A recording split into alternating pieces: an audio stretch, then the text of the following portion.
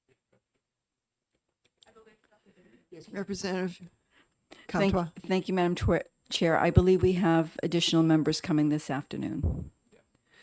Can we exec it in the afternoon? I believe it's the same.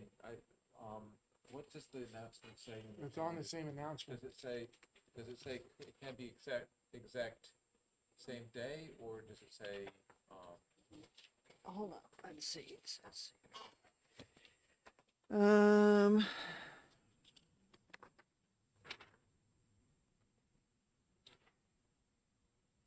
it would be probably on the calendar section where it's listed, so it'd be towards the back. After all, before the amendments, but after the list of bills return. I'm getting there.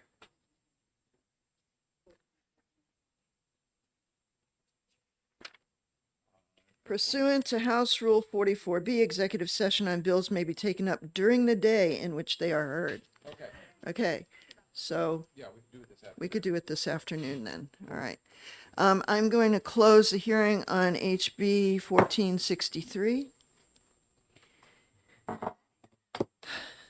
And I am going to open up the hearing for HB 1628 relative to the regulatory authority for apples, coal grading, potatoes, cider milk, and lumber. Cider milk. Cider milk, yes. Oh, that sounds nasty. Do you need this? Do you have the amendment? I don't have the amendment. Here, sent those that way. Drop these off that way.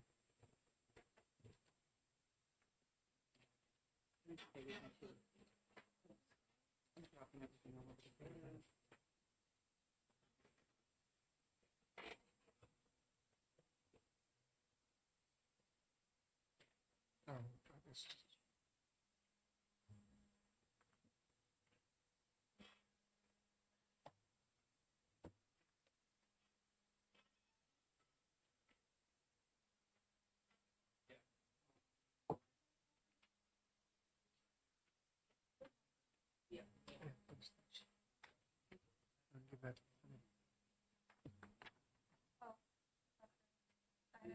Oh, whose phone is it? no.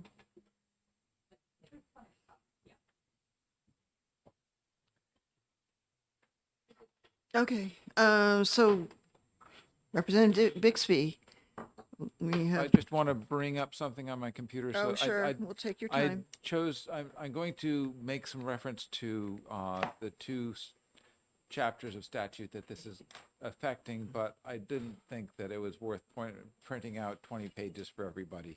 So. um, 413(4).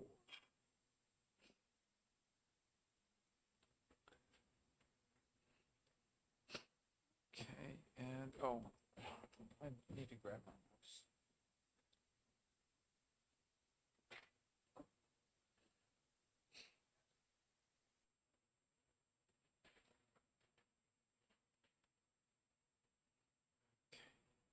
Oh, I'll do a pink, I'll put together a pink card after I finish talking. Okay, Put one either. Sorry. it's all right. Okay, so you have this for the for the- record, Representative Peter Bixby from Dover, New Hampshire, representing Stratford County 13. And HB 1628 is the result of a study committee that we put together in response to a bill we heard last year that was just looking at making some changes to the oversight of Apple, the Apple inspection.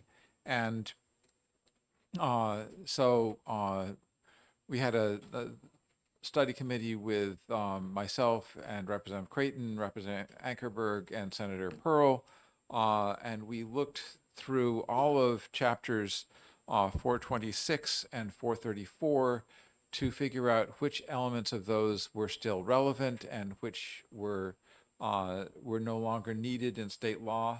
And so I'm going to give you just a quick sense of what some of the things in chapter 434 were that we discussed and what we decided to do with them. So starts out with standard boxes. So standard boxes are no longer a thing that has any bearing in the way that produce is handled in the state. So we don't need to have an exact definition of a standard box containing 2,162.89 cubic inches. We chose to delete that part of the law. And then we get on to the laws having to do with ice dealers.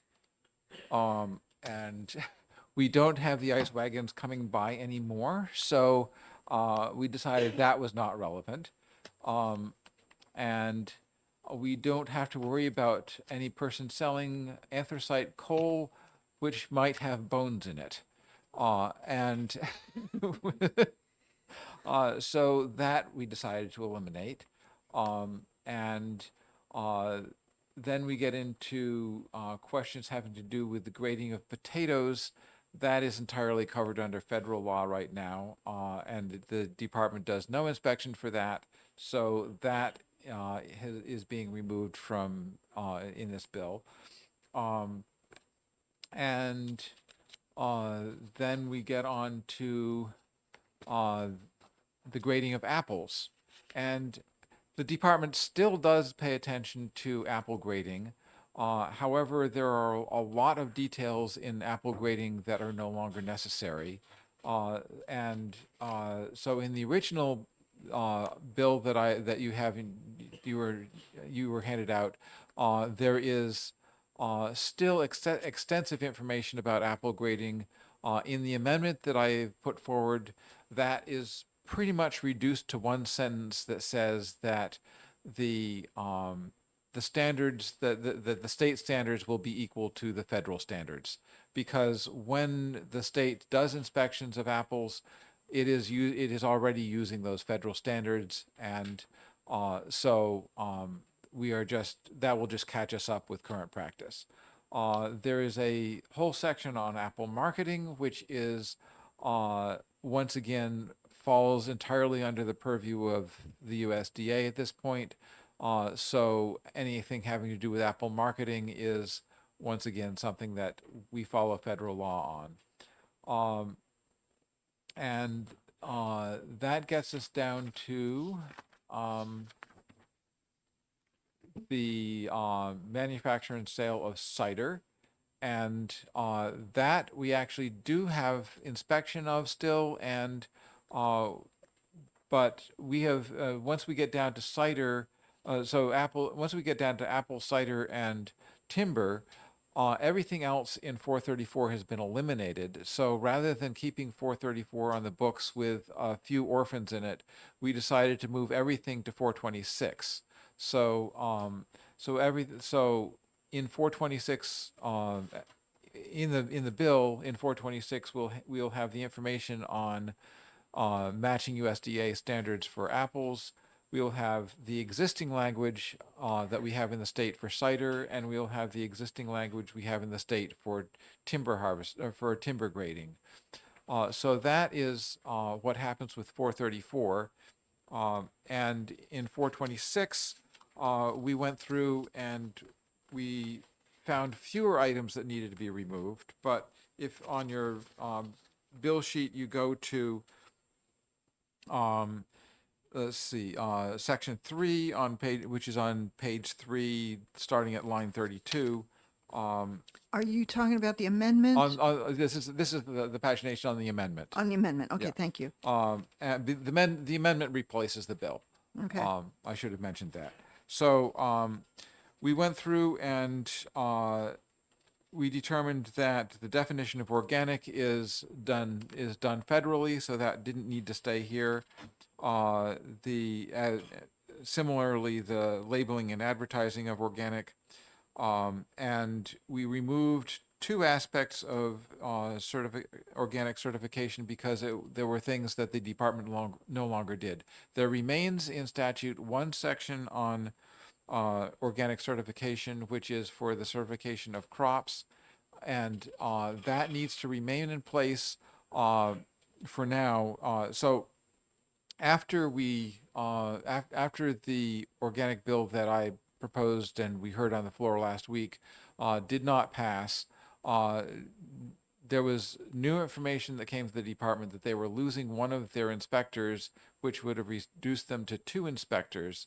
And the commissioner felt that if one additional inspector were to leave for some reason, whether a health reason or family reasons or whatever, that the department would be in the position of not being able to fulfill National Organics Program requirements, and that the department would not be able to legally certify, carry out its certification duties.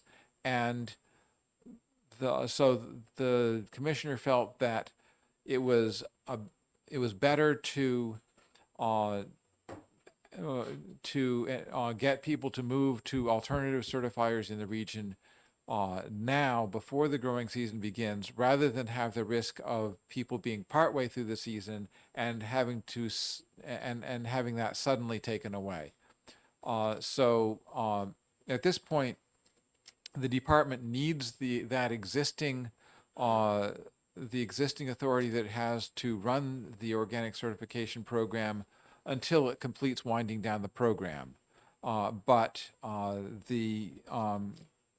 that is not something that this bill is removing.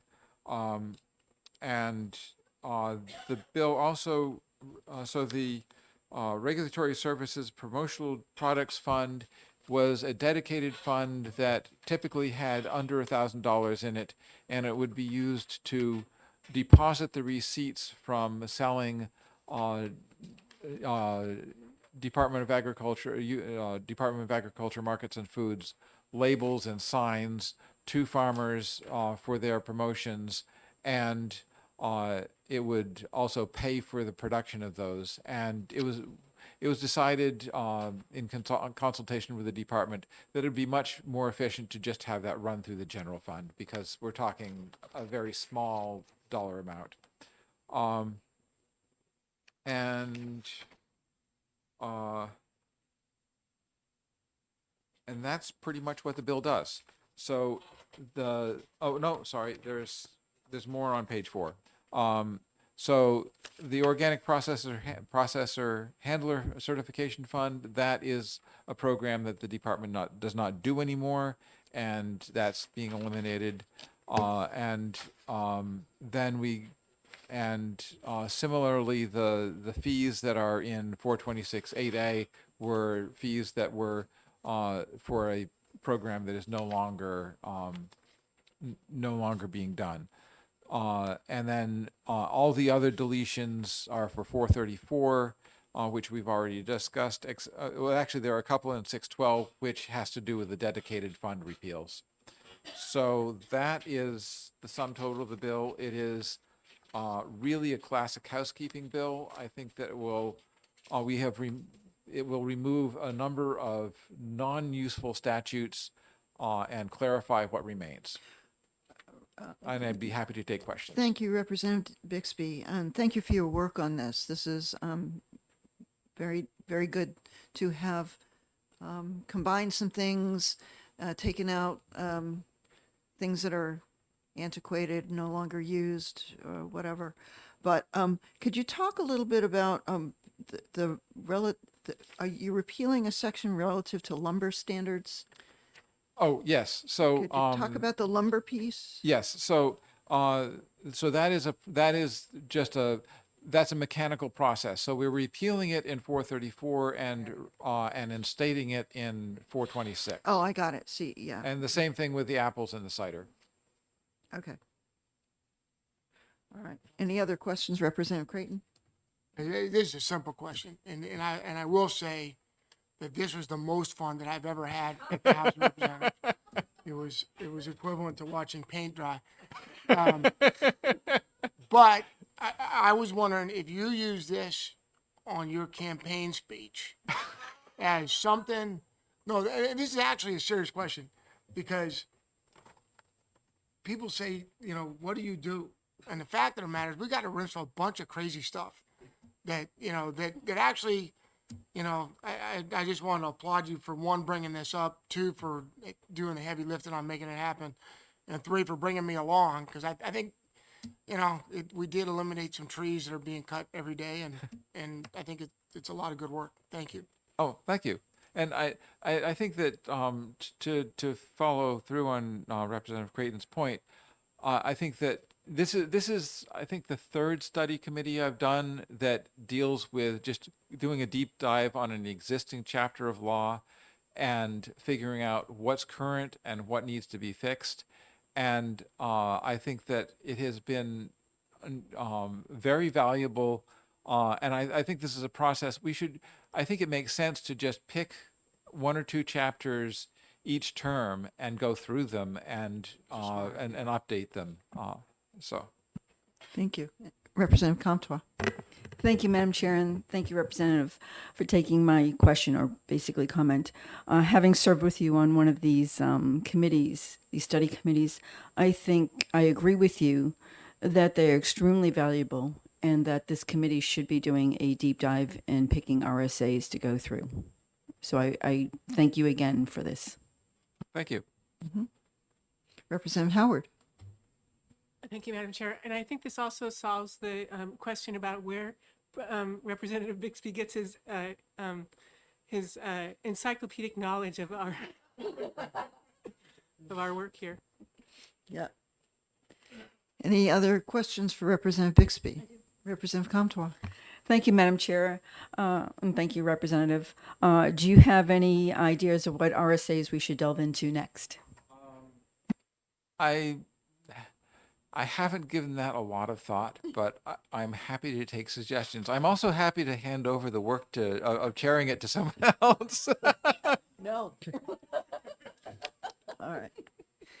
Thank you for introducing the bill and answering questions. And we do have someone who would like to speak on the bill, who opposes the bill, Brendan McQuaid. Okay.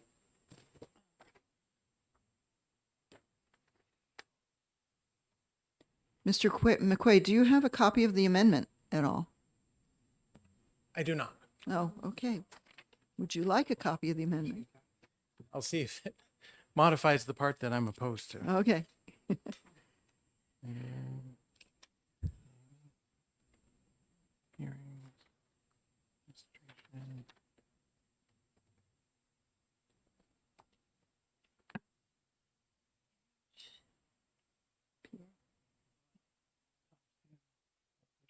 Does it change the part about advertising?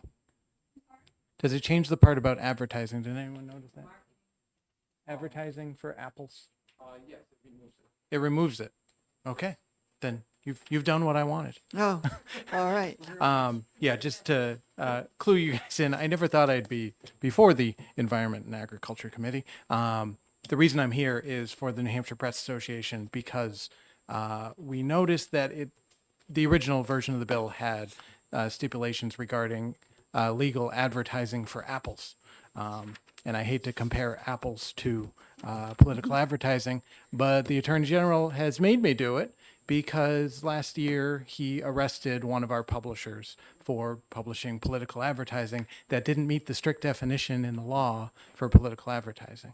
Arrested her, had her charged, and she was found guilty. So I would caution you when you're looking at any bills to make sure that if you put in advertising, you specify who's responsible for that and that it's not the guy who prints the flyers or paints the billboard or publishes the newspaper, that it's actually the person who should know their business and not the person who's just publishing the thing. Okay. So I appreciate the amendment and that's all I have. Open Okay. any questions. Representative Haskins. Thank you, Madam Chair.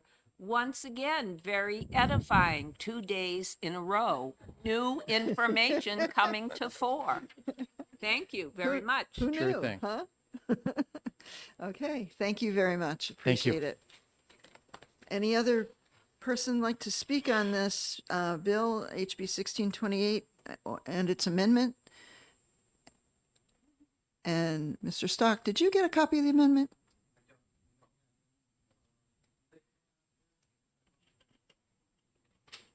Because I know you're with New Hampshire Timber Owners Association. Yeah, and- our and I think it, what I heard No change. as is fulfilled, the amendment just transfers it to 434. Yeah, so the same language for finance. Okay, all right then. Any other questions or comments? Anybody else want to speak on this bill at all? Okay, I'm going to close out the hearing for HB 1628. Thank you very much. And it's likely later this afternoon, we will endeavor to exec that bill.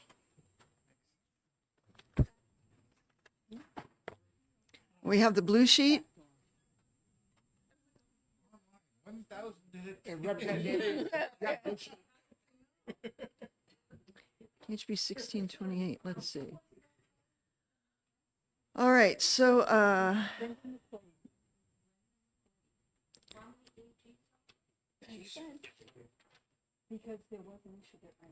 thank you. Okay, so, all right, we are adjourned for lunch until 1 o'clock.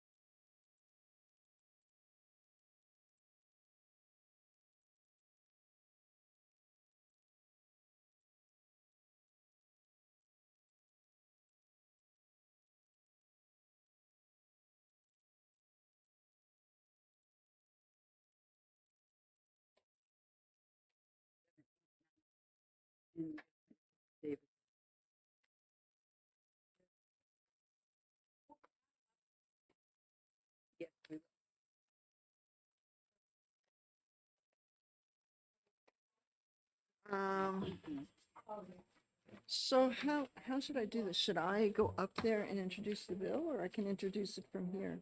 You don't have to. No. It doesn't, I mean, someone does have to introduce the bill. Yeah. Want me to do that? Yeah, because we're just gonna kill it. Yeah, just, that'd be fine, if you don't mind. Just makes it easier. Number again? 1578. No, someone There's Shimano, we got 11. Is Representative Davis out there? Okay, 1, 2, 3, 4, 5, 6, You have a quorum. 8, 9, 10, 11, okay. Right.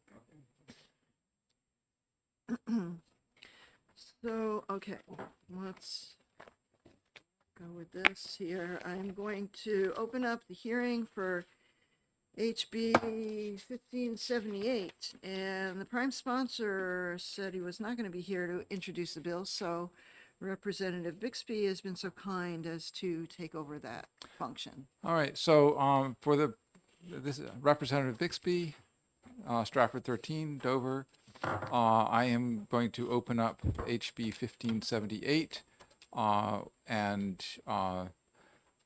I don't know that I need to do anything else. Oh, this bill is about repealing the organic certification program, and I think we're going to have a discussion about this, but as I pointed out this morning, the program is essentially dead now. The bill that we heard this morning covers almost everything that 1578 would do. There is one line in 1578 that is absolutely necessary for the current ongoing operations of the department, and one line which authorizes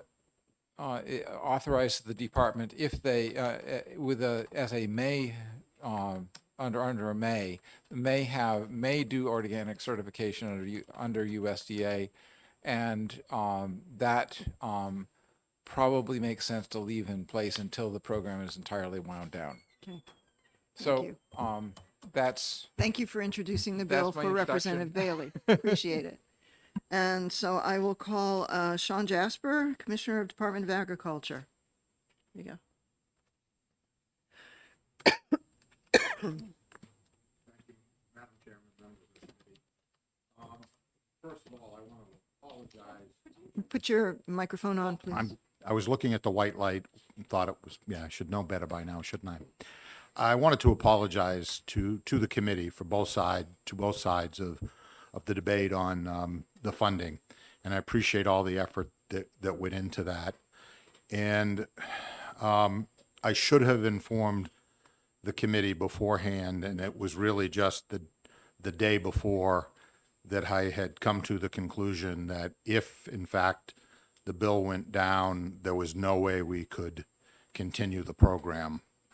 And that was due to staffing issues. I'd always said that as long as we had 3 people who were certified, we could continue through 2024. And unfortunately, that option was taken away. If the bill had passed, I'm still not sure exactly what I would have done, because we still wouldn't have had probably people in time.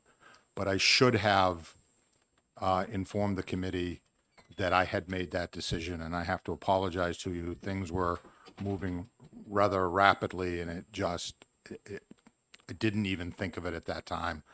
And when I had a conversation with the chairman, I realized that I had certainly made an error, which I regret. I pride myself on communications and trying to be transparent with what's going on, and I failed miserably, and so I apologize to the committee for that failure. I was coming in support of the repeal, understand exactly what Representative Bixby has said, and that one line can be dealt with. in the future. But the part of rulemaking, whatever happens, needs to stay in the bill because that actually affects other rules that are currently in place that don't have anything to do with organic, but they do reference that section. So I'd be glad to take any slings, arrows, or questions. Thank you, Commissioner. Thank you, Commissioner. Really appreciate your words, and I appreciate your forthcomingness. Apology accepted. Thank you. And thank you for coming and speaking on this bill. Representative Nab? Thank you, Madam Chair. Thank you for taking my question. Is there any benefit to leaving this in statute, even if it's dormant or not Well, currently funded?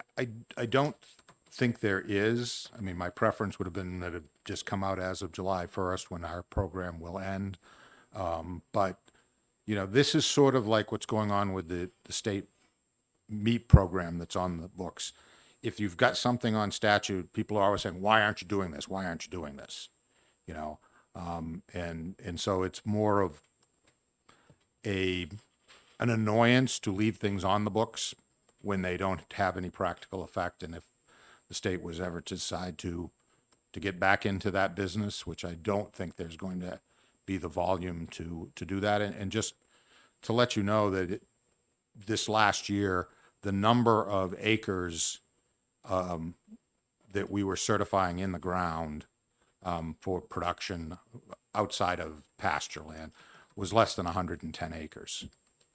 And so that was a minuscule number, and it's not likely that we'll ever be able to do anything that will be productive. There are plenty out there, as you know, who are doing it. It's a sad day. I am very sorry that it had to come to this. I never, you know, there are people out there who've said, oh, this was your plan since the day you came into office. And I say to people, when I became commissioner, I didn't know a thing about the organic program. I didn't know anything really about it until we had to end the processing animal part of it. And my first words were, no, we're not going to end that, because organic farming is very important. It's a very important part of agriculture in New Hampshire, but for us to be a certifying agent just doesn't make any sense. Okay, thank you. All right, any other questions? Representative Bixby? This is somewhat tangential, but I understand you've been having you've been opening communication lines with NOFA New Hampshire, and you've been discussing other ways that the department might be able to support organic outside the certification program. Is that correct? Thank you, Representative Bixby. Yes, we started the discussions with NOFA New Hampshire on what we saw happening back in August of last year, and those have been very productive discussions. And unfortunately, I think, you know, even as much as they were looking at being a certifying agent or some sort of other arrangement, again, the scale of things didn't work for them. But what we've learned in this is that people really want to have that connection to the New Hampshire Department of Agriculture. One of the things that I think we can do is that we can expand our program in the seal of quality, and probably just based on their certification as organic, really just allow them to use that seal on any of their organic programs. It's an underutilized program right now, I believe, but I think we can expand it, and I'd like to see that happen. And as soon as we get some breathing room, we will be doing that and looking at that. But yeah, that's one of the areas that we can look at. The other thing is we will be able to provide advice to any organic grower, something we can't do now, although frankly, Cooperative Extension is in a better position to do that because they're the educators, but we can be more helpful moving forward when we've been able to be as a certifier. Thank you. Any other questions from the committee? Seeing none. Thank you very much, Commissioner. One more Madam, thing? If you would like, I could give you a very brief update on the crop relief program, the $8 million yeah. that was. Sure. It looks like there's not a lot of people. Sure. We did open that up last Friday. We already had a I think, 2 complete applications when we came in on Monday, and we had 3 others who had put an application in. We're up to a much higher number now, and we may have as many as 5 that we are going to be able to go to governor and council with next week. So the word is getting out there. The Cooperative Extension, again, did a great job, and it's an easy to navigate process. And so I'm looking forward to getting as much money out there to people as possible, particularly since it looks like we're already in spring. Yeah. So, I know that vineyards were hit pretty badly, weren't they not? yes, I mean, they were. I haven't talked to too many. I know Flag Hill and Lee was, and, you know, every sector of outdoor agriculture was hit hard, and every sector of agriculture, outdoor agriculture, will be eligible for the program. So is this more about flooding or frost? No, or... it's all of the above. Yeah, So it's frost, it's flooding. drought. Well, we didn't have We any haven't drought condition. we didn't have a drought. But Yeah. We certainly didn't have any drought this yeah. year, but we did have a number of freeze events and then Yeah. flooding and just generally very wet conditions. So we're going to look at everything. I mean, we've even had maple producers talking to us about poor maple crop they had, particularly in southern New Hampshire last year, because it got so warm so quickly. Right. Which unfortunately is the same situation we're facing now, and keeping our fingers crossed that as warm as it is, we don't get a couple of deep freezes. Certainly we're by that first one that I think killed all the peaches before they even had an opportunity to come out. Now we're just worried about, are things going to start to bud and then get a killing frost? Don't jinx it. Well, I don't think my words are going to have much impact with Mother Nature, but I'm certainly asking her not to hurt New Hampshire agriculture again this year. So Thank you. Okay, we're cool. we're confident we're going to get money out when it matters most. All right. Well, thank you, and thank you for your efforts. All right, thank Appreciate you. you coming today. Yes. David Trumbull.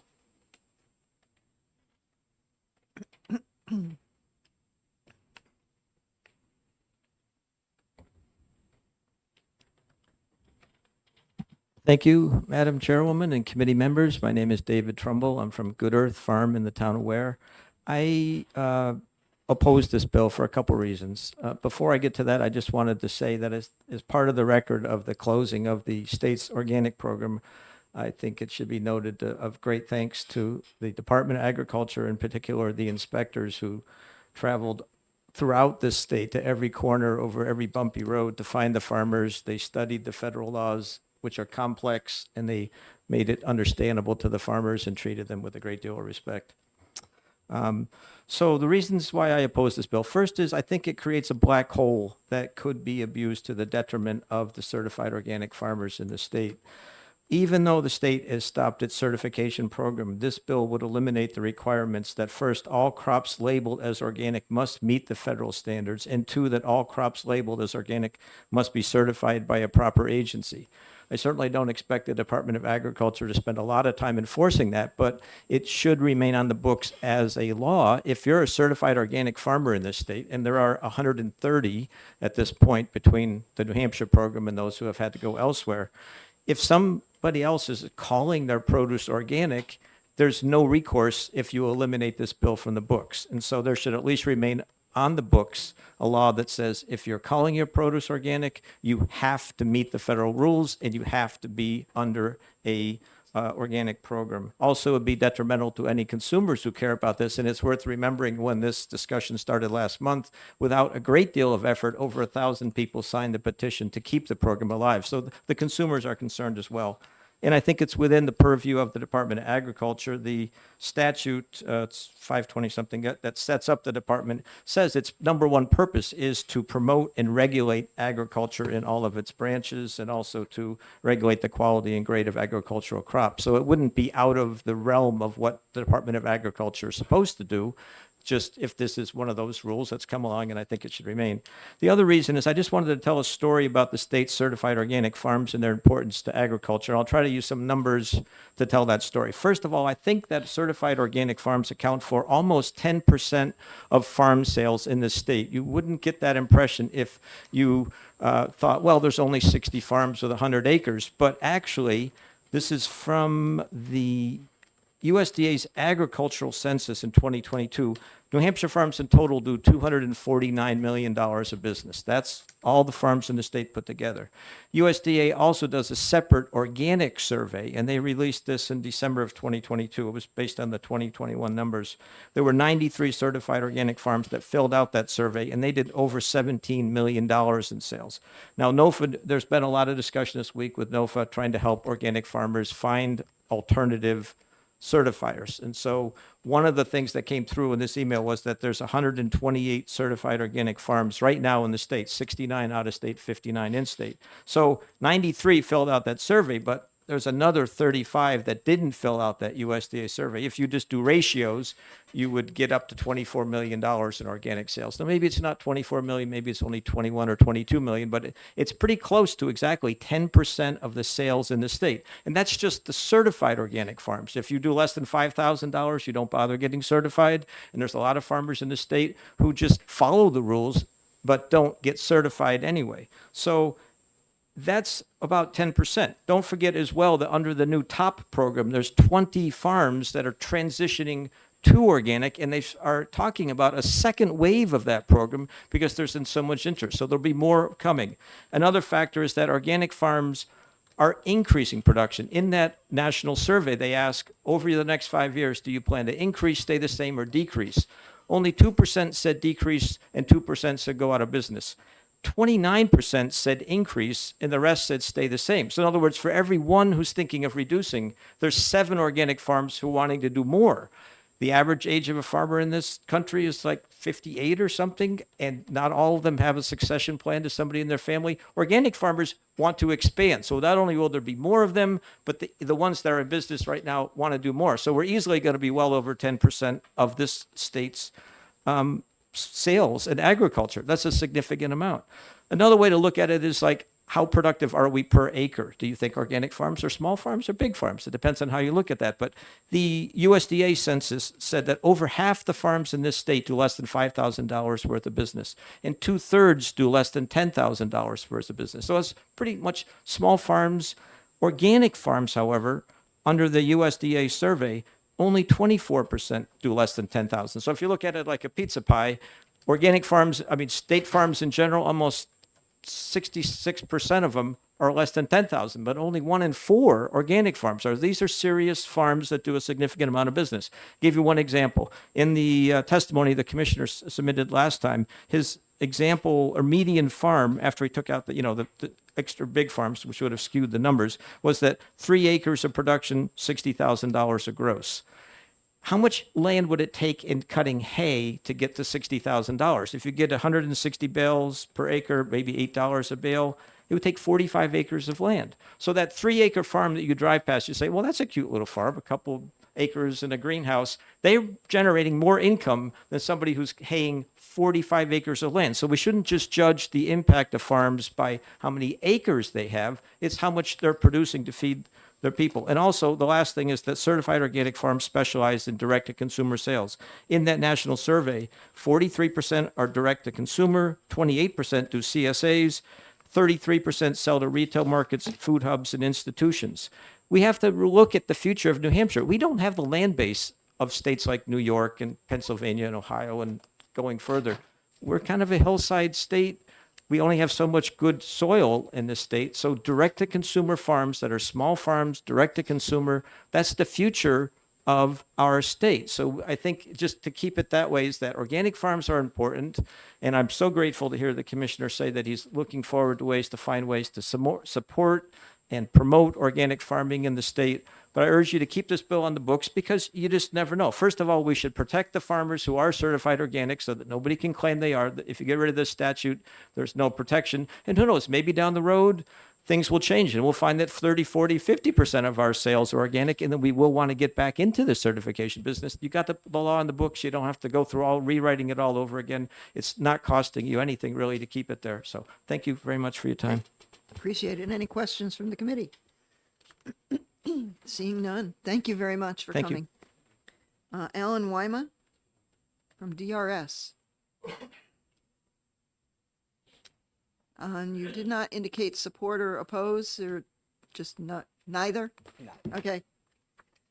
Thank you.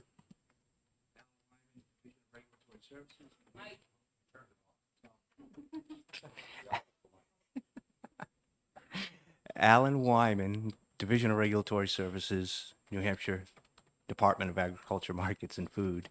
I also the federally appointed executive director of the organics program as it currently stands. I was asked to come up and just provide some clarification relative to what's specific in this bill. And to that, I just want to point out that the definition in the use of the word organic is 100% driven by federal law, and any law on the New Hampshire books associated with it or making any recommendation or specific, there is no legal, New Hampshire has no legal bound relative to the use of the word organic or authority to go out and provide any higher level enforcement associated with that. And specifically, the USDA National Organic Program regulates the term organic as a labeling term for the product produced in accordance with the Organic Foods Production Act and NOP regulations. Per the Act, if a product is sold, labeled, or represented as organic, then it must be produced in accordance with the Act and NOP regulations from Section 205.102. There is a very specific reference as well that enforcement of the use of the word organic is overseen and litigated by the NOP and cannot be litigated by the state. And there is an actual website for the complaint and enforcement of the use of the inappropriate use of the word organic. So it had been my recommendation initially to take references to the use of the word organic, enforcement of the use of the word organic, or labeling, such as in 426.6a, relative to the use of the word organic, out of our RSAs, because we have the state has no legal authority. And I'm telling you that as a federal agent, executive director of the NOP program. So, I mean, that's it. Okay. Any questions from the committee? Okay. Representative Bixby. I'd just like to make a note for the committee, which is that the bill that we heard this morning included the removal of those as per Director Wyman's recommendation. So so that is already, we've already acted on that. Right. Well, we haven't exec that, but we haven't exec that bill. We heard it. We've already heard it. Yeah, yeah. Okay. All right. Anyone else wish to speak on this bill? Seeing none, I'm going to close the hearing for, what's the number again? HB 1578. I'm closing the hearing for that. I need the blue sheet. And let's see if there's anything online.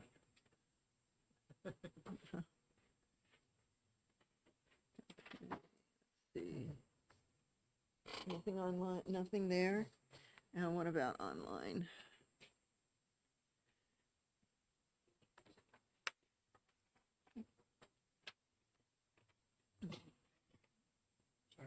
Sorry. 1578. We had 3 in support and 95 opposed to this bill online.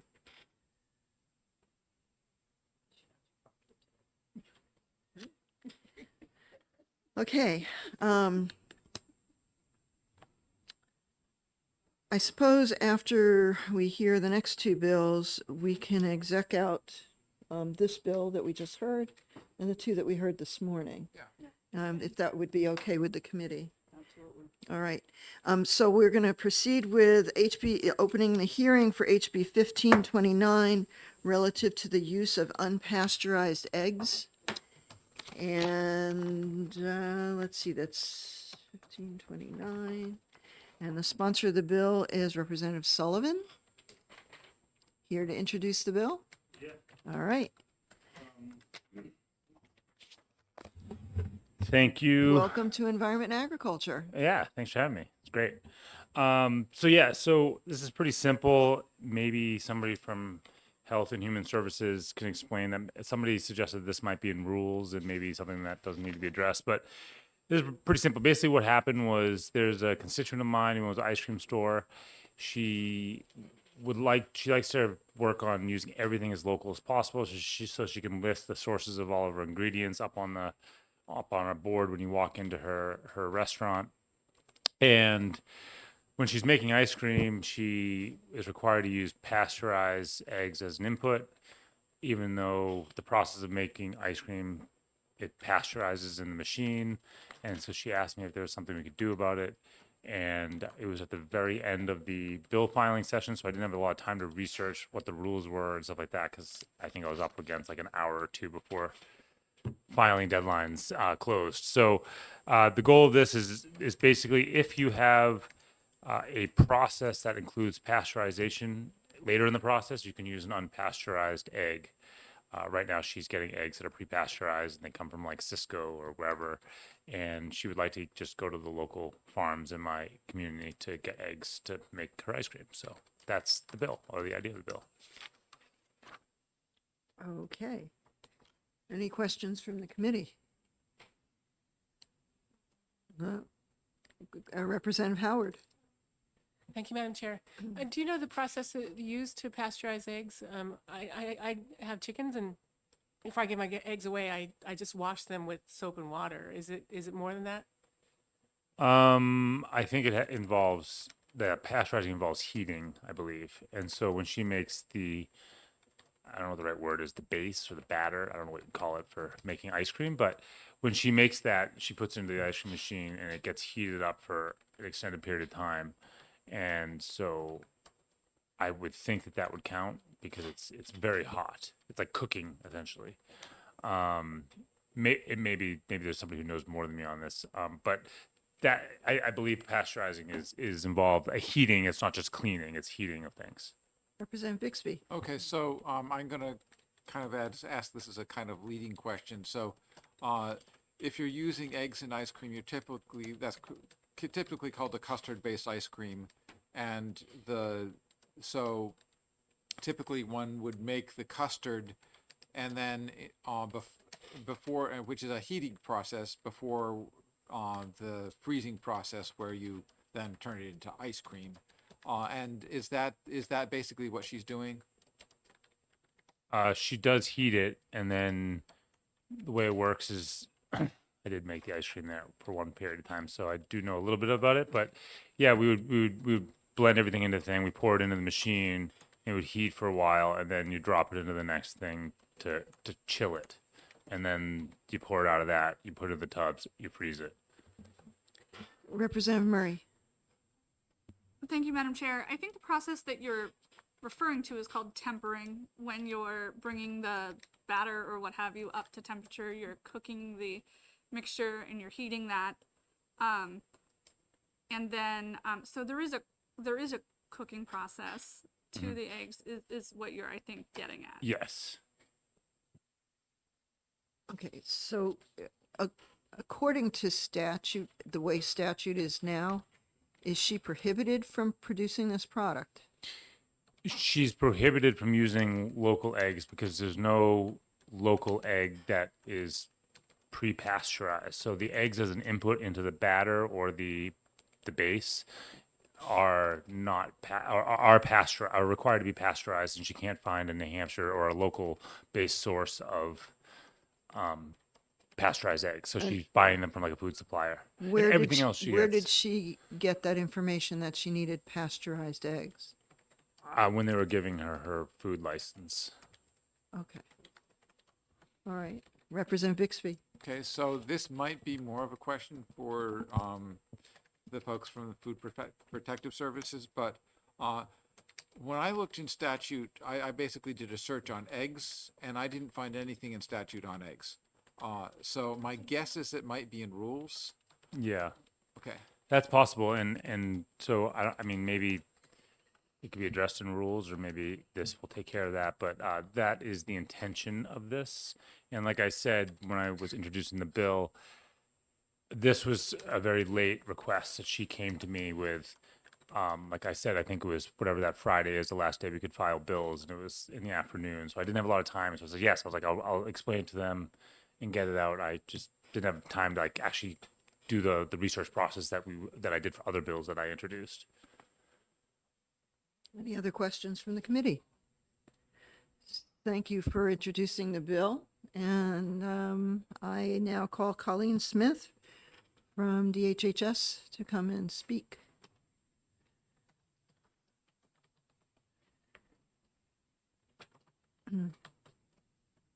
Good afternoon. Good afternoon, Madam Chair and members of the committee. Thank you for allowing us to speak on House Bill 1529 relative to egg pasteurization. And I actually have Chuck Metcalf, who supervises our dairy program. He's actually here to testify on the next bill, but he also is an expert on ice cream production, so he would definitely be able to add to this conversation. Okay. So what the bill is proposing, that the unpasteurized eggs are already allowed to be used at retail, either at a restaurant or a retail food store. If they are offered in an undercooked form, there has to be a menu disclosure and a warning that consuming raw or undercooked eggs could lead to foodborne illness. So there might be some confusion with what this particular person was looking to do.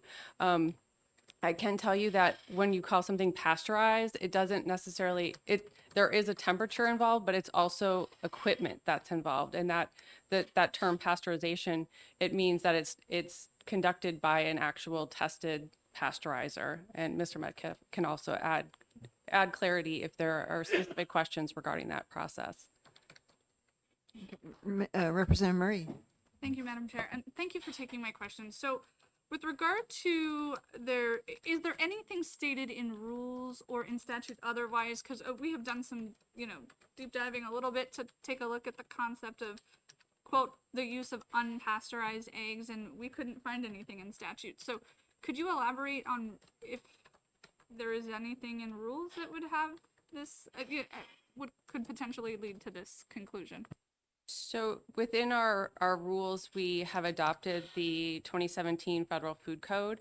And so that would require any raw eggs used that weren't presented as being in an undercooked or raw form as being cooked to 165.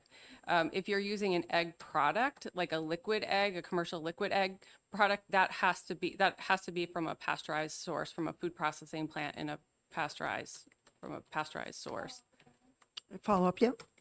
Thank you. And when you're talking about a liquid product, you're talking about sometimes those things that come in the boxes that have already been cracked. They're in a container, whether it's whites or whites and yolks together.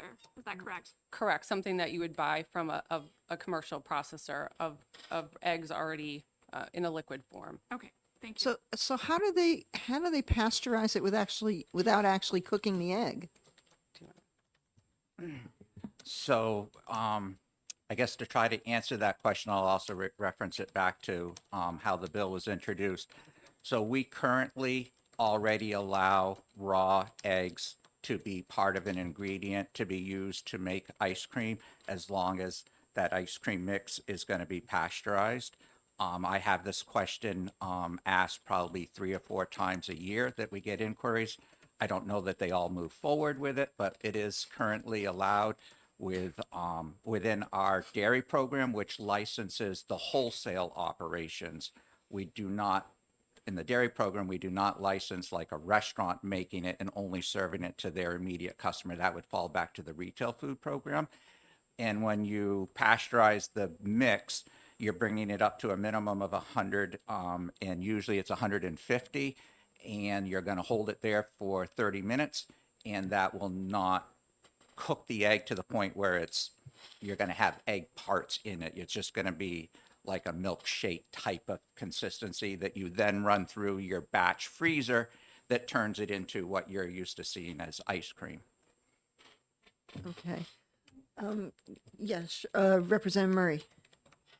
Thank you, Madam Chair. So when we're talking about pre-pasteurized eggs, are we talking about like a radiated, like pre-pasteurized, so that they're still liquid, they're not in this a milkshake form or what have you. Is there any process like that where the eggs are coming shelled or in the liquid form where they are pasteurized in that way? So there are specific processes that can pasteurize an in-shell egg. They're very expensive, so they're not very common in the marketplace. The time that you would find them is usually serving a highly susceptible population, like in a hospital nursing home scenario. But there is technology that can actually pasteurize an in-shell egg, and they have a little P on the outside of them. But as I said, we don't really see those in retail establishments because they are very costly. Representative Bixby. Okay, so just for clarity in terms of the problem that brought this bill forward, would Representative Sullivan's constituent already be okay under the based on the fact that she's the machine she's using to make her ice cream raises the custard to a temperature for a period and then before it's then chilled and frozen? So as long as she was only offering it through her retail establishment. So if she wanted to package it and sell it to other businesses, that's when she would have to have a fully pasteurized product. Okay, so and follow up, please. Follow up, yeah. So the fully would the fully pasteurized product have to be a product that is, you know, starting with the pasteurized eggs, or could she use the regular, you know, the real eggs and then put those into the mix and then pasteurize the mix and then produce the ice cream from that pasteurized mix? The answer would be yes. She would be allowed to go down and source her eggs locally. She could also be starting out with raw milk because this mixture, as we're talking about, is going to undergo the pasteurization step. So typically in a scenario like this, the questions that I get asked is this person would like to start out with their own raw milk. Typically, it's also using their own raw eggs from their own farm. And then they put everything together with the sugars or whatever else their base mix for their ice cream is looking to have in it. Some use stabilizers, some don't want to.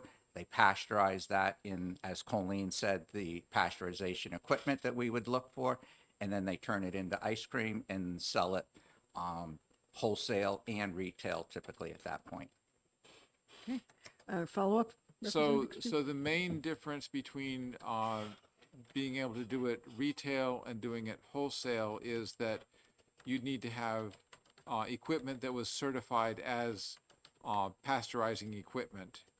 But beyond that, as long as the steps are made to heat it to the appropriate temperature for the appropriate time, it would be retail would be fine, but you'd need special equipment for wholesale. Is that correct?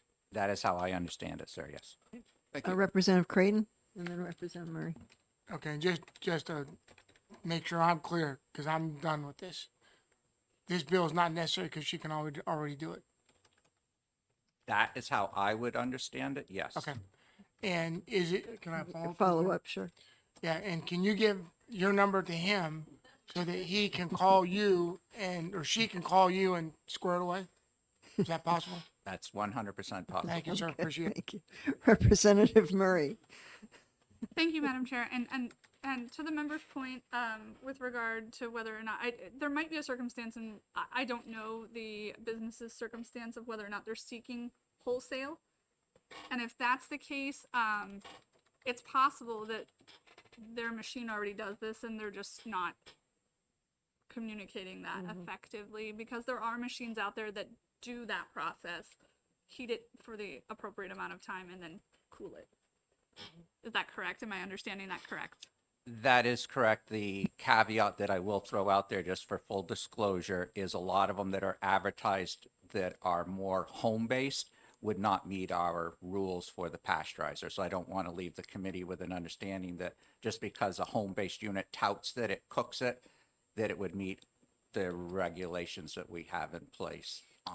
But there are a lot of small pasteurizers out there. The smallest that I have personally tested was a 2-gallon stovetop unit that met the rules and regulations. So they go down as low as 2 gallons, and I've seen 2,000-gallon ones. So I think, it runs the gamut.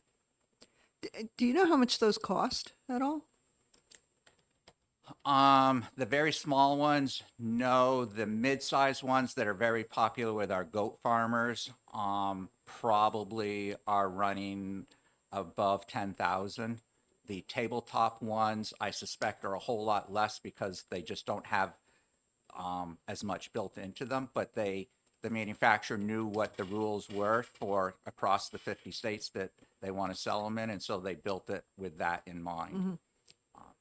Okay, thank you. No, it's just, I'm just, for the farmer, what it would cost them. I don't know. Representative Germana, you have a question. I do. Thank you, Madam Chair. And this is more for my edification, I suppose, than anything else. And because I'm curious about the language of the bill, which it sounds like is not necessary anyway, but with reference to the difference between resale and wholesale sales. The bill refers to a food service establishment or retail food store, right? And so those two categories are separate from wholesale, correct? I just wanted to clarify because we were talking about that difference. So in this case, this bill, which would be particular to if it's an establishment or retail sale, it's not necessary. If wholesale was involved, that wouldn't be covered by this bill anyway. Correct. We do have, just for clarification again, we do have multiple retail restaurants that make their ice cream that originally started out just for their customers. And so many people told them how good it was that they now wholesale it to other places. So we have dairy licenses issued to retail restaurants, if you will, because they also wholesale their product. So I just want to make sure that it can be in the same physical establishment. I appreciate that. Thank you. Thank you. Any other questions from the committee? Thank you very much. We really appreciate you educating us on a lot of the points of this. And anyone else wish to speak on this bill? Huh? No samples. No ice cream samples. Gee whiz. Okay, I'm going to close out HB 1529. And the blue sheet is somewhere. Yeah, so we have 2 in support online. We have 2 in support and 1 opposed. And the blue sheet is forthcoming. We can probably exec this bill too this afternoon, huh? That would be great. Super duper. Okay, and then we've got 1 pro on this. It's Jared Sullivan. Just so you know, because he had Jay Sullivan. Okay. Thank you, Representative Sullivan. Okay. So we've got a little bit of a break between now and 2 o'clock. When is our next hearing? We could do some executing. Yeah, if you wanna exec any bills in between now and then. Let's get it done. Are we good? Okay. Let's see, we've got.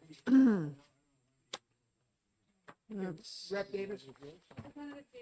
Rep Davis? Representative Davis, Rep Davis, we need you. we're gonna exec for both. Okay. Okay. So we've got HB 1578, which is the relative to organic food certification and labeling, which is what we heard at 1 o'clock. Yeah. Okay. Who would like to make the motion on that and ultimately write the committee report? Oh, sure. Oh, Peter, you're such a trooper. Give one to the team. I got to open up. First of all, I got to open up the exec session for HB 1578. Do I hear a motion?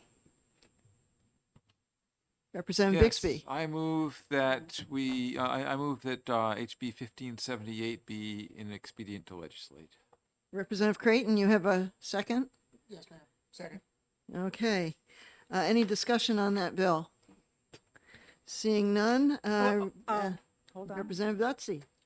First of all, I'm sorry, I didn't hear Representative Bixby. Is it ITL? Yes. ITL. Okay, so, I mean, I thought, Mr. Trumbull was very passionate about what he said, and I was wondering if there was any way that we could amend the bill to be able to meet his requirements, which was, the request to keep the standards for organics, or was that the whole issue with the definition of organics, that we can't have it in statute anyway? So, okay, No, I so, think Jim Craig- so then disregard my comment. Okay. So Representative Nab? Thank you, Madam Chair. I did think there was another piece beforehand that we said we were going to keep in there, and Oh, okay, so, there was language, and I think it was you, Representative Bixby, that yes, mentioned keeping okay, some of it so, this would be an issue only if we passed the bill. in. Okay. So there. Oh, okay, sorry. I am a little, I'm, So, okay. so there are, Thank you. so Thank you. just to That's- Got it. quick clarification, there are a number of things that HB 1578 1578 was repealing. Many of them were also repealed by 1628, which we heard this morning. And the only things that were not repealed by 1678 or 1628 were the authorization for the department to have a certification program and the authorization for the department to do any rulemaking in Chapter 426. And the rulemaking is, probably the most important reason to ITL HB 1578 is because it would, yes, it's redundant, but the worst thing about it is that it repeals rulemaking for the entire chapter. Mhm. And we don't want to get rid of the entire chapter or hamstring the department on rulemaking. Thank you. Okay. Do I hear the clerk call the roll, please? So the motion is ITL on HB 1578. Representative Creighton. Aye.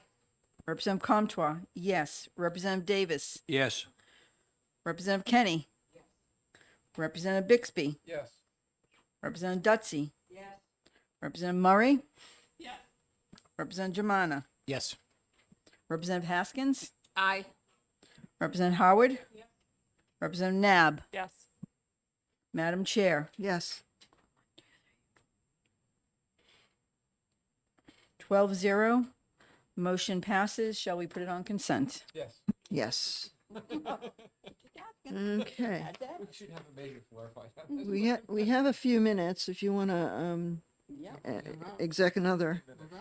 Okay. Does anyone need to use the rest of them? Or should we use another one? Just exec another one. So we've got HB 1463. Well, first of all, let me close the exec for HB 1578. Open up the exec session for HB 1463. Establishing a committee to study the effects of laws relative to the production of beef, pork, and poultry. Do I hear motion? Representative Comtois. Thank you, Madam Chair. I'd like to make a motion of OTP.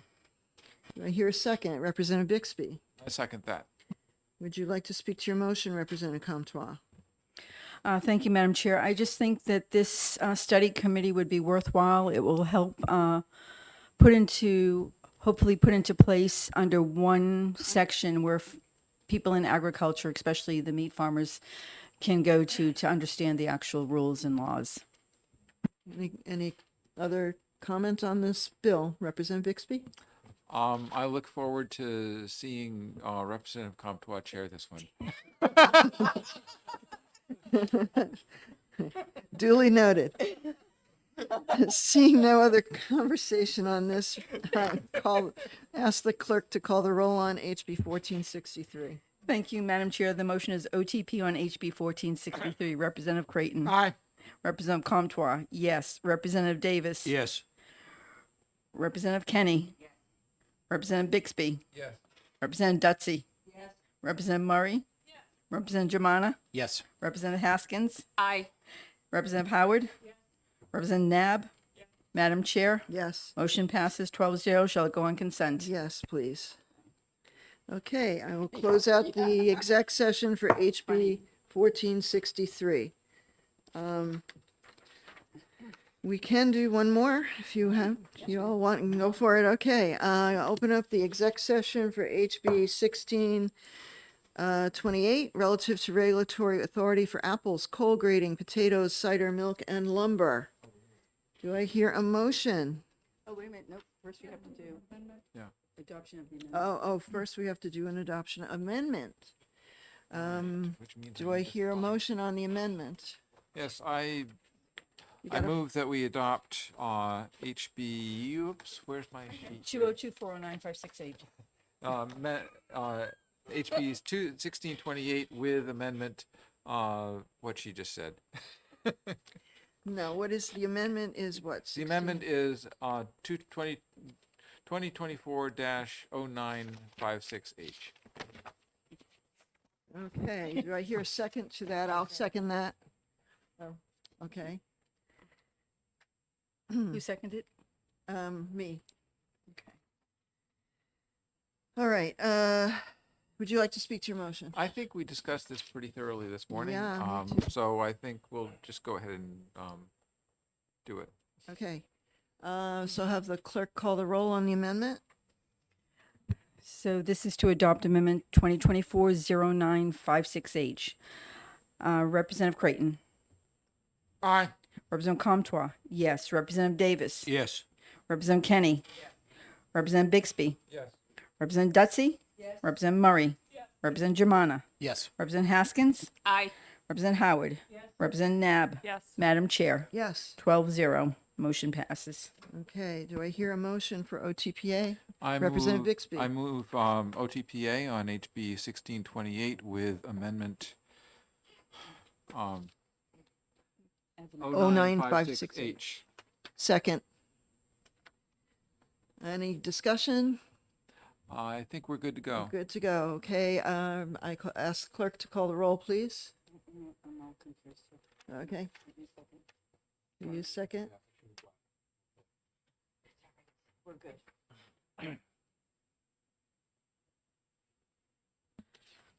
Okay, so the motion is OTPA on HB 1628. Representative Creighton. Aye. Representative Comtois, yes. Representative Davis. Yes. Representative Kenny. Representative Bixby. Yes. Representative Dutsey. Representative Murray. Representative Germana. Yes. Representative Haskins. Aye. Representative Howard. Representative Nab. Yes. Madam Chair. Yes. 12-0 shall go on consent. Yes. Okay, I'm going to close out the exec on HB 1628. And we'll, might as well just do the one more, unless you want to wait and do the hearing first. Knock it out. Just, Keep going in exec. 2 o'clock. it's past 2, so let's do the hearing and we'll finish up with the rest. So I'm going to open up the hearing for HB 1574, removing regulations on the direct sale of raw milk to consumers. And let's see, 1574, Representative Granger was the sponsor of this bill. And as I look around the room, there he is nowhere to be seen. So, I guess I can introduce the bill. Just basically, what this bill does is it eliminates the 20-gallon raw milk cap, and it also eliminates the 6 fluid ounce restriction on frozen yogurt produced and sold under the statute. And that's all I know about this. So I do have some pink cards for folks who would like to speak on opposition of this bill. So I invite Rob Johnson from Farm Bureau to come and speak.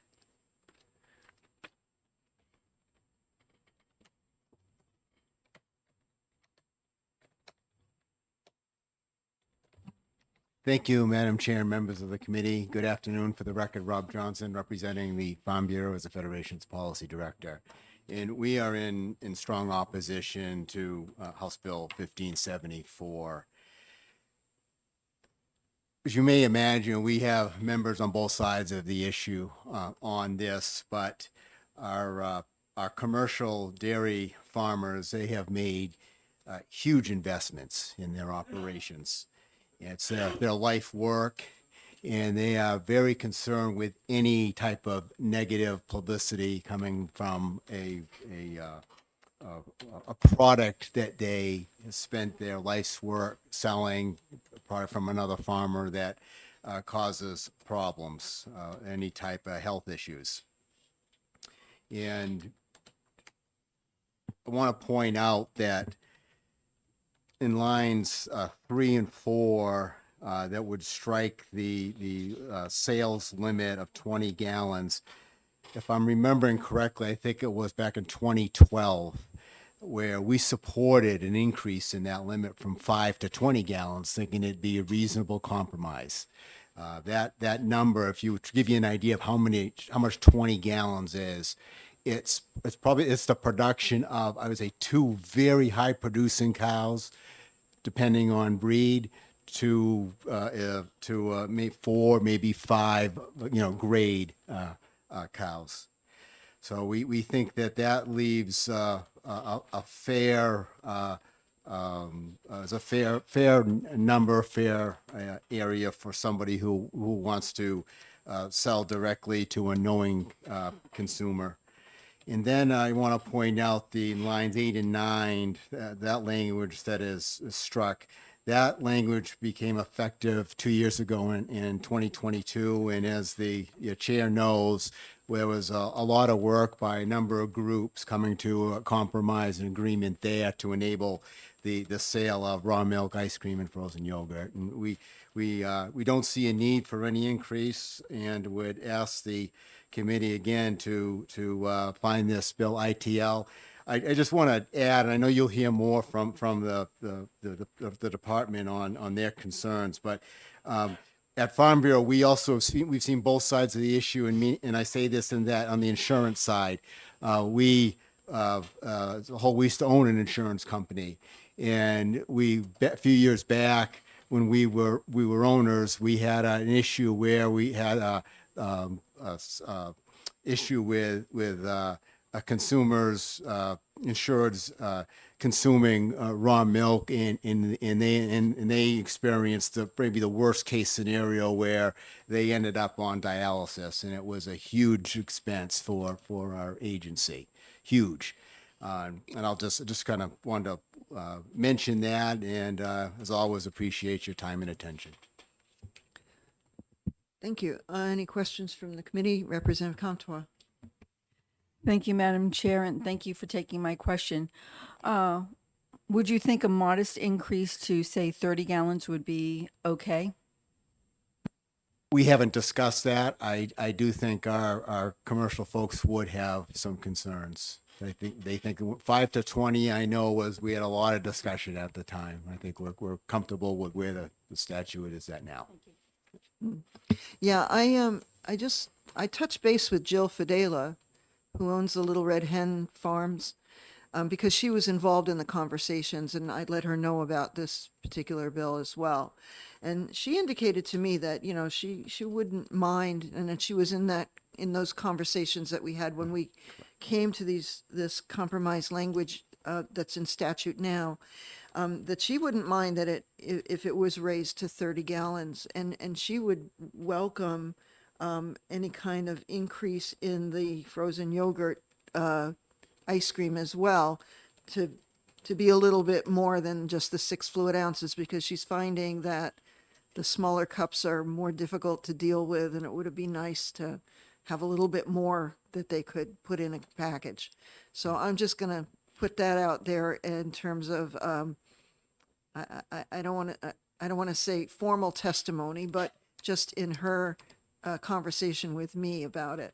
And we can probably discuss this with the DHHS folks as well, but just putting that out there for you. Yeah, thank you, Madam Chair. Like I said, we haven't discussed it internally. I think our farmers would have concerns, and if you did something like that, we would ask you not to do it through amending this, that new bill be introduced, and then we can have the discussion. Right. Okay, gotcha. Thank you. Any other questions? No, seeing none. Thanks again. Thank you. And I call Colleen Smith and Chuck Metcalf. Okay. From DHHS.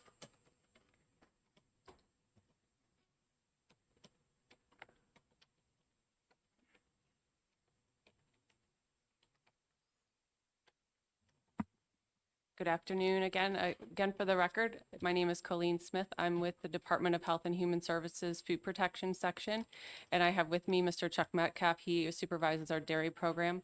Thank you, Madam Chair and members of the committee, for allowing us to speak in opposition to House Bill 1574. Thank you. I have written testimony which is being circulated, but I will try to summarize some of our major concerns.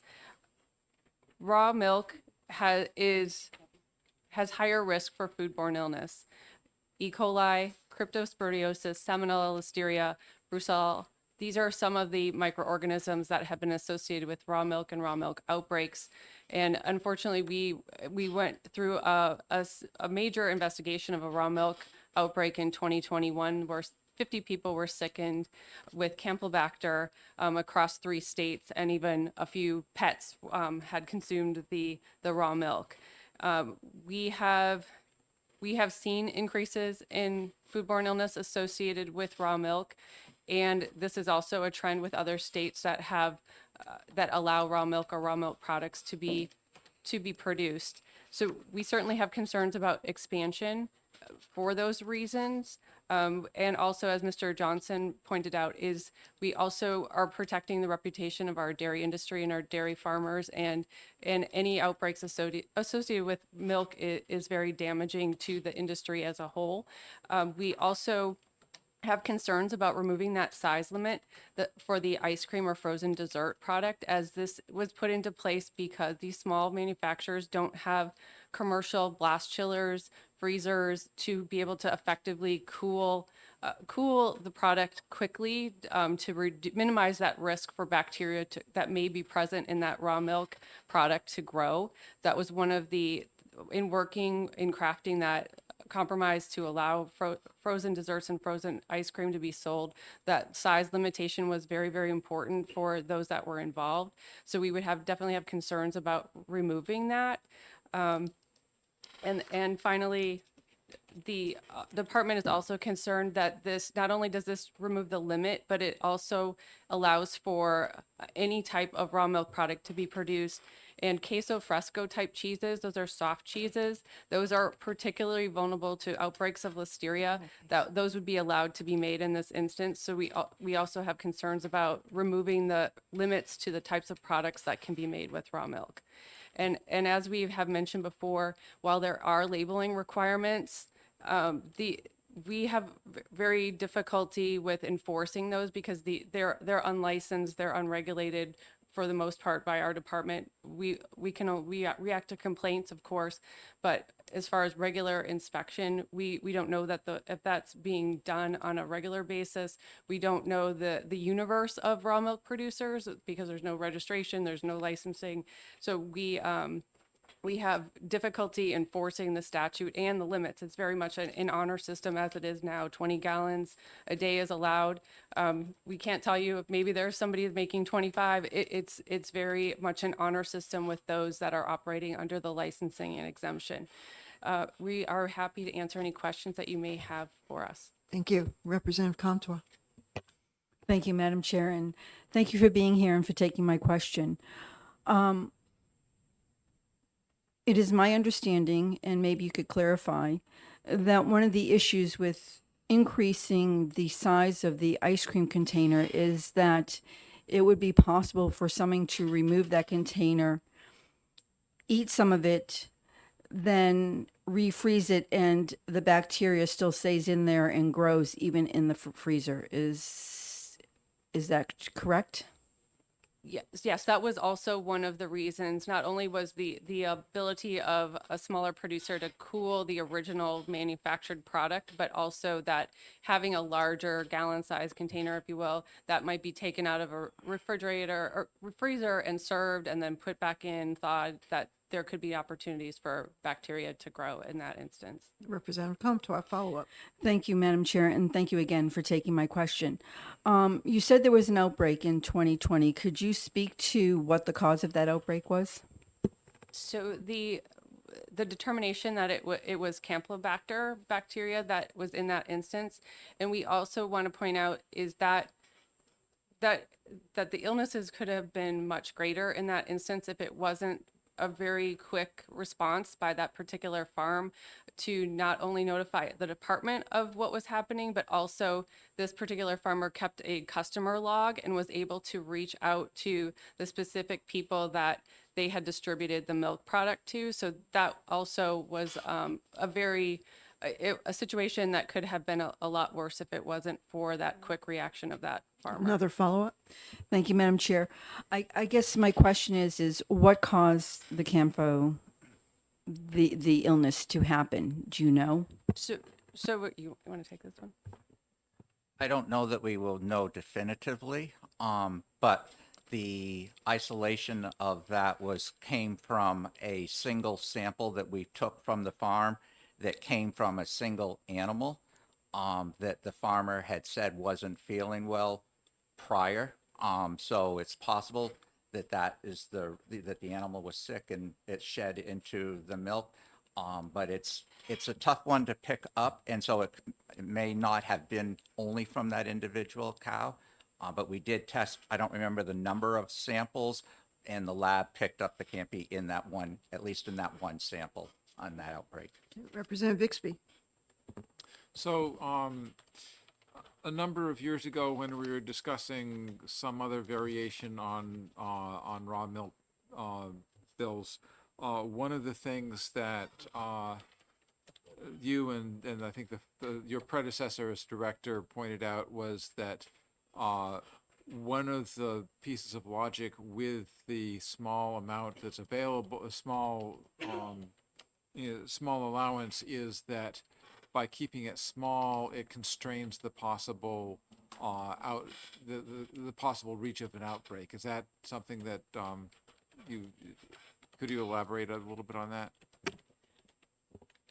No, certainly that the wider distribution, there is more possibility of a greater outbreak. In the instance that the Campylobacter outbreak that we just talked about, that farm had, do you recall the exact number of cows that they were milking?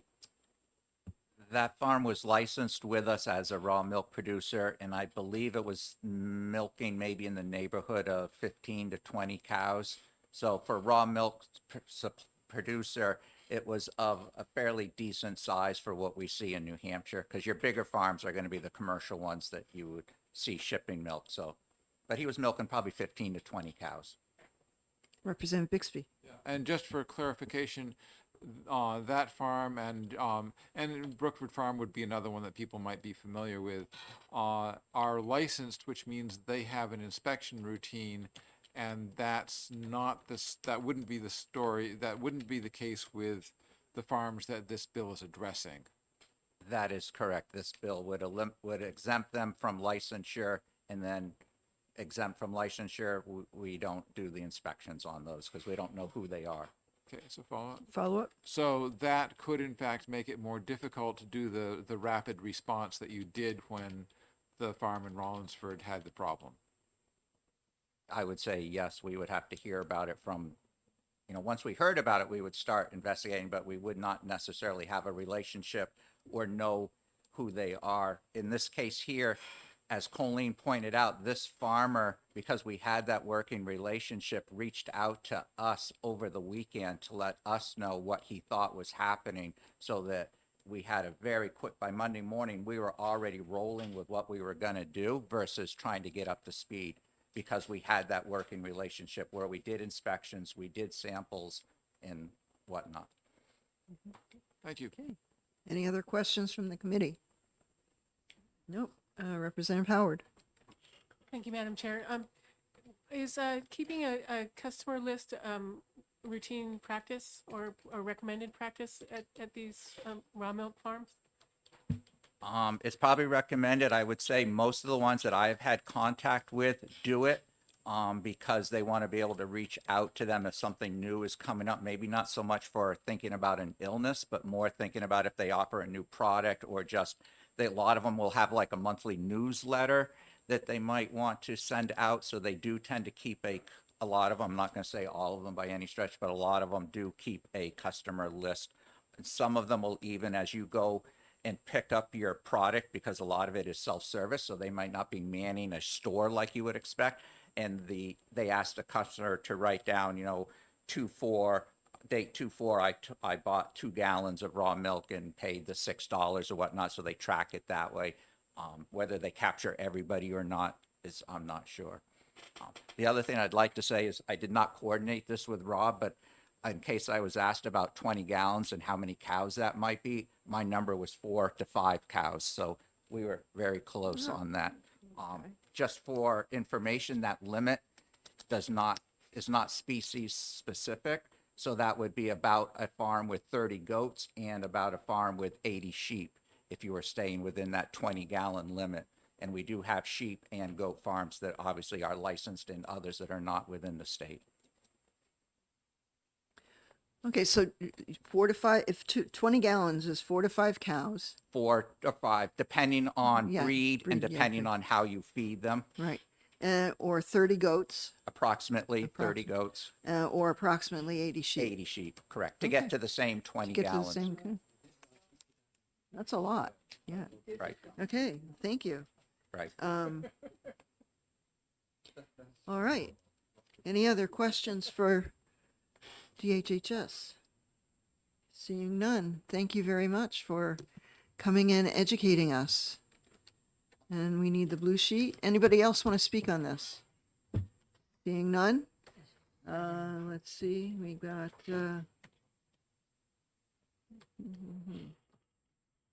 It's 7 and 3. 7 in support. No, online. 7 in support and 3 opposed online. And then on the blue sheet, we have 1 against. And I'm going to close out the hearing for HB 1574. Okay.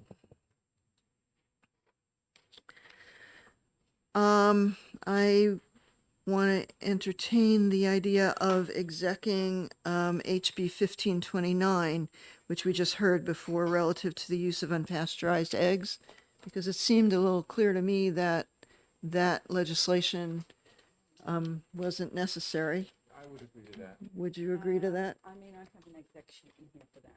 Do you? If you give me a minute, I will go get one. Okay, we'll give you a minute. But does anybody else have any issue with accepting the egg bill? The egg bill. The egg bill.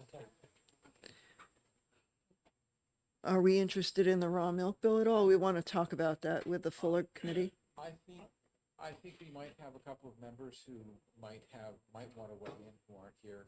I mean, Sure. I have a pretty strong feeling of where I want to go with it. Yeah. But I. Yeah. But I think that in terms of maintaining sort of a balance of Yeah. input on the committee, I think we should Okay, wait until some other members who might have different ideas. no worries. Just curious, did we have basically the same bill last year? Wasn't it the same? I remember the serving size for yogurt. Okay, so Or for ice cream. what we Did we had, have the same bill? basically, what we had last year was the bill that put it into statute the way it is now. And that bill took 3 terms to get in place. So I have absolutely no desire to mess with it because it took long enough to get it in place. Yeah. No, but I think Representative Germano was talking about the fact that just a year ago, we heard of Barry's bill, not what you all worked on. Yeah, not So 2 years since ago, then- last year, because I remember the discussion about gallons of raw milk. Oh, there may have been, yeah. Raw milk ice cream. I would have said it was. Or was that, was it a roadside? Roadside I guess, because we had a former, Yeah. I believe, maybe chair of this committee, a member of this committee, who had come in, and he was originally gonna speak in favor of it. And then he came up and said, having listened to the testimony. I Oh, correct- Connor, Oh, yeah, okay, yeah. Yeah. Yes. Yeah, For- yeah, for exactly. ages. And it was funny, because he said, I was gonna testify in favor. They're getting them for us. And I have them getting I was 1628, just surprised in that he case. had even thought about testifying in didn't know. favor. I think he probably hadn't read it carefully. Yeah. Okay. All right, we'll just, Is that the ideal? No. no, Oh, wait, no, we're doing, 1529, 1529. the unpasteurized egg bill. 1529. Yeah. And I think we're not gonna do this one because I think that, Okay. I think Rep. Coulon would be irritated if we did this without laying. Yeah, okay. some words on it. Okay. Oh. All right. Knock it out, move out. Okay. Well, if someone wants to make a motion, I'll just write everything in the back for now. We'll wait for the paper, it's fine. It's fine, I've done it before. Okay, I think I've heard something from my right here, my left. Representative Nab, Thank you. I would motion ITL on 1529. Creighton, Yes, ma'am. I second that motion. would you like to speak to your motion, Representative Nab? I think we heard that this bill was unnecessary, that it was maybe a bit of a misunderstanding that the constituent believed that they could not use unpasteurized eggs. Okay, That's all. any other comments from the committee? Hearing none, I'd like the clerk to call the roll then. Thank you, Madam. The motion is ITL on HB 1529. Representative Creighton. Aye. Representative Comtois, yes. Representative Davis. Yes. Representative Kenny. Representative Bixby. Yes. Representative Suffolk, Dutzy. Yes. Representative Murray. Yes. Representative Jamana. Yes. Representative Haskins. Aye. Representative Howard. Representative Nab. Yes. Madam Chair. Yes. 12-0 shall go on consent. Yes. All right, my dear ones. We've had a long 2 days together. And I think we are done for today. And I guess we will see each other tomorrow in session, but next Wednesday, we are not going to be meeting on Tuesday because it's town meeting day. And so we are going to have our meeting on Wednesday. We are going to exec some bills in the morning. I'm going to move some things around probably, and we've got 3 more bills to hear. We are going to have a work session on those bills after we hear them so that we can come back on March 19th and exec everything that we have left. So we're going to be done on the 19th. Yay, team. You guys have done an amazing job. And then we'll see what the Senate sends us. Yes. I do know that Representative Creighton has an announcement for a field trip that he's planned in April. Yes, ma'am. On the 5th of April, we have coordinated with Waste Management to go on a field trip, and they're going to lay it out, soup to nuts, what they do, what their concerns are, and take us all over. They've got a bus laid on. So we get there to Waste Management, and I'll send out details later. Once we arrive, they put us on a bus, and they'll take us all over so that we can see the leach fields, we can see the actual double layer protection. We can see the monitoring wells. We can see the leachate processing facilities. We can see the input and talk to them about where it's coming from and how they separate it out. And so I'm excited. It's going to be a great day, and they're all set to host us and DES. And we've been cleared for mileage. And we have been cleared for mileage. I will send out the form for mileage when I send out the details on the trip. What's that? Boots. Muck boots. No dress code. Are there any questions on that? Thank you for putting that together. Yeah. Yes, No, I'm no, very it- excited. it's a team effort. I also know at some point we are going to have a breakfast with Farm Bureau. Would you like to give us some information about that?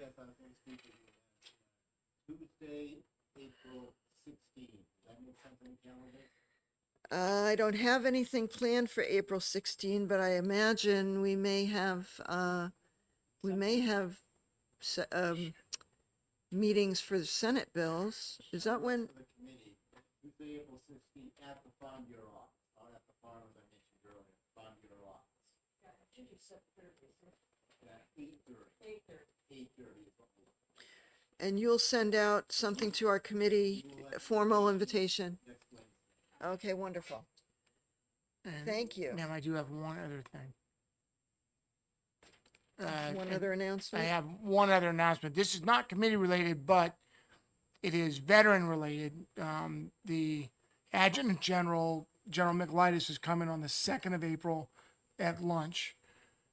Also, Colonel Monroe, who is the chief of Army recruitment in New England, she's coming to talk to us about Veterans Affairs and things that we can do to help in several different specific ways, but also just to touch base on some of their concerns, some of the discussion.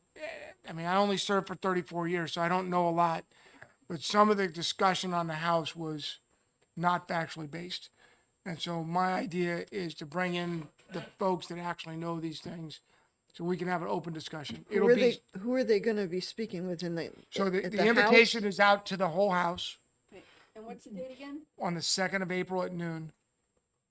And so we're inviting everyone. We just got to nail down the room. It'll be somewhere here in the LOB. And it's just an open discussion with some folks that are really doing a whole lot of work for us. And I think we did them some disservice a couple weeks ago. And so we're going to give them, I just want to open the dialogue so that we know what they're doing and how we can help. That's the biggest thing. All right. So with that, I adjourn the meeting, our meetings till next week. We'll see you. Have a good rest of the week. I'll see you tomorrow. Oh, no.